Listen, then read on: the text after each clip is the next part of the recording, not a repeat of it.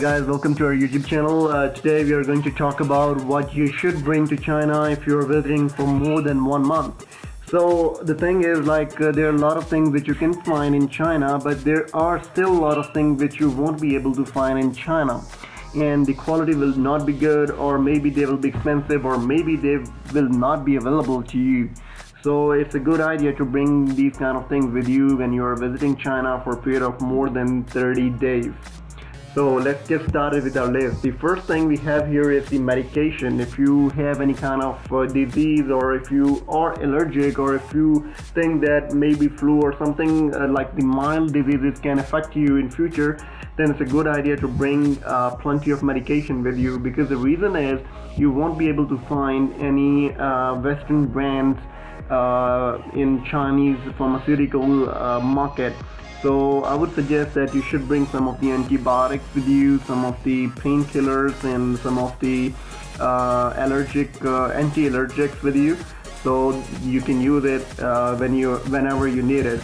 So after that, I would suggest you to bring the seasoning items, because in China they have their own kind of seasoning items, and if you are very fond of your own food, then you won't be able to buy your own brands over there. So I would suggest that you should bring your own branded seasoning items so that you can enjoy your own food instead of using the Chinese seasoning items.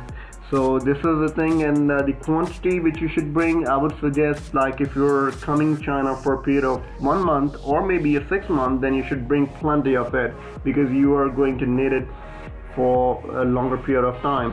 And after that, most of my guys and friends actually used to tell me that they used to bring rice over there, because the reason is the Chinese rice which you use in China is not of good quality, and you won't be liking it. So the thing is, they bring their own rice from their own country, like in 10 kg or 20 kg. So if you have the amount which you think is good for you, you should bring it with yourself.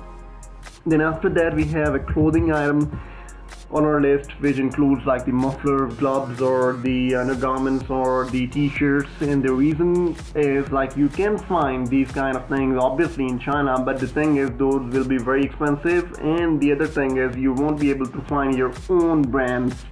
So if you are visiting from a Asian region, like from Pakistan, Bangladesh, or India, or maybe from the Australia, then you should bring your own items with you.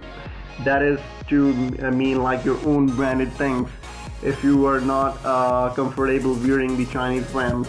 So the clothing is done, and now we have another thing on our list, and that is like the soaps. And the reason I'm suggesting you to bring your own soaps is because, like, some of the Muslim students or Muslim people don't like to use the soaps which are made up of pig's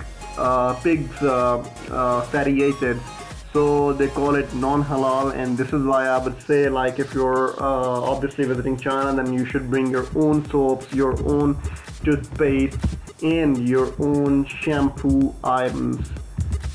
So it's up to you if you can bring it. I know that these kind of things are not allowed in some of the flights, but I would say, like, these kind of things are actually allowed as well if you're carrying these kind of things with proper care in your bag, in your big baggages, instead of your hand carry. So you can actually take these kind of things as well.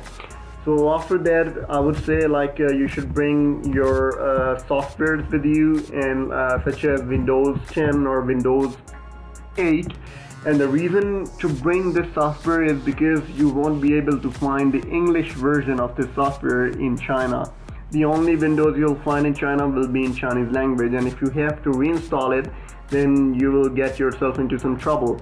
So I would say, like, you should bring maybe your Windows or any other softwares which you think you have to use in China.